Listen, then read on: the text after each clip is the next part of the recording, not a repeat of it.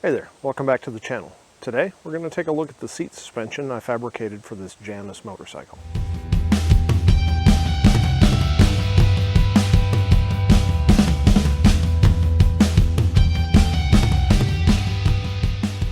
It's been extremely hot and humid here lately.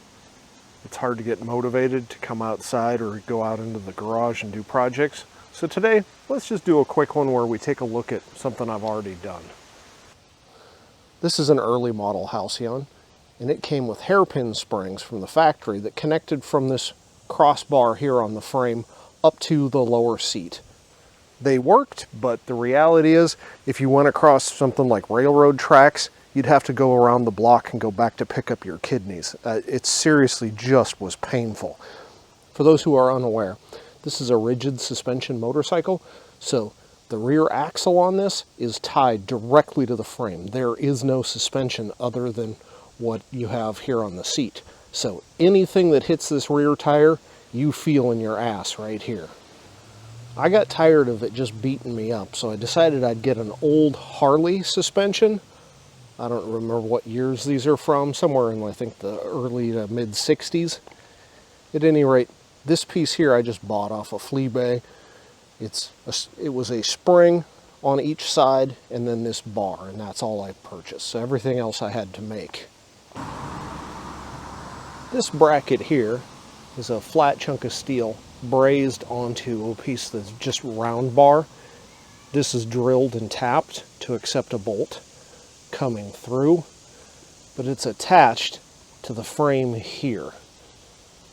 This bolt is actually an existing bolt that holds the book rack to the frame. So it's a longer bolt, but it's in an existing position. Just to give you an idea of size here, it's about 3/4 of an inch of round bar. And from the center of that hole, it's about 1 3/4 inches over to the bolt hole. Next up is this dog bone shaped piece that runs from down there. That's where the passenger foot peg connects, up to here. This is just a piece of square tube. It's 1 inch. I believe it was probably 1/8 inch wall, something like that. And then on the ends, here and here, it's just more of this solid round bar. These are just drilled all the way through. There's no threading. So the bolt just goes all the way through on the bottom and the top.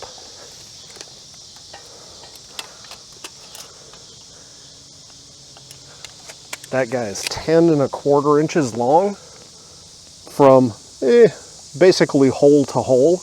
The square tube itself is 10 1/4 long, and it ends about where the holes go through. Here I just turned a larger, I guess it's kind of a washer. It's extremely thick, but I turned that so that there was something to sandwich this upper eye of the spring when you ran the bolt in. So again, this is just another piece of this round bar. These round bars are again brazed in. I didn't weld them just because I think silicon bronze looks a little bit better. Now if we take a look down here at the bottom, the round bar comes through, so it's attached, and it actually sticks out to give us an even, I guess to make this square up and down. So this chunk of round is 2 inches long. So it's got 1 inch of stick out on this side. Again, it's just a straight hole all the way through it, and I've got a bolt that runs through with a nylock washer on the back. The idea behind me doing all of this type of bracketry was so that I could attach it to mounting points that existed on the motorcycle from factory. I didn't do any welding or any modification to the bike itself. This could come right off and I could go back to an old hairpin or the newer spring style seat suspension that Janus uses. But I like the style of this a little bit better. Now attaching it to the seat, let's take a look at how I did that. Here I just took a piece of flat stock, looks like again about 1/8 inch. And then I actually took a round tube and split it in half tube to this flat bar, so it basically comes out and gives me a little hook to go over the top of this. Then it's bolted to the underside of the seat where the original seat spring bracket was. It's just a piece of stainless, I think, from the factory. Maybe it was aluminum, can't really remember.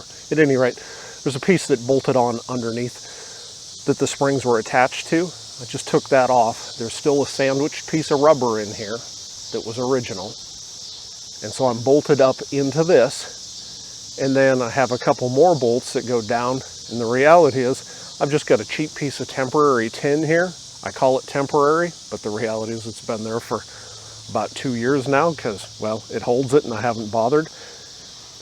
The entire purpose of that is it just keeps this spring in this groove when you lift up. That's the only thing it does. It doesn't have anything pushing down. So this hook part rides on the steel as you're sitting on it.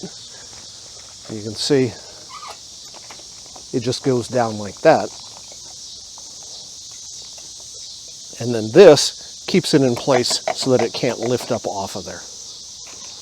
In case you're curious, this looks like this is about 3 3/4 of an inch there. Across the entire plate is about 6. And this is sticking out from the back of the seat right at 1.5 inches.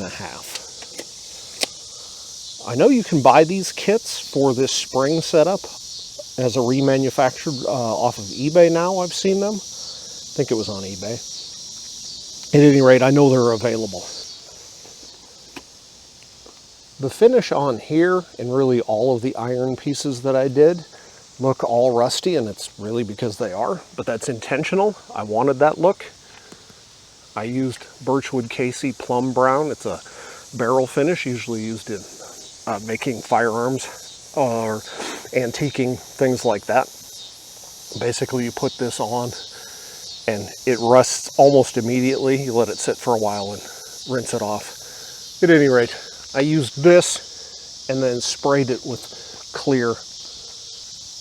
That gives it this patina rust look. You can see it. It holds up fairly well, and not a lot comes off on your finger when you wipe it off. This left side of the bike is just a mirror of the right side. There's no difference. It's completely symmetric. The great thing about this is I can now ride this across railroad tracks or actually quite rough road and stay completely seated on the seat. No problem. It's not uncomfortable. I'm 210 pounds, so if you're around that weight, it should be no problem. Even, if you're less, it'll definitely not be a problem. I don't know how heavy you could be before this starts impacting down here, but that's how I did it. Thanks for watching.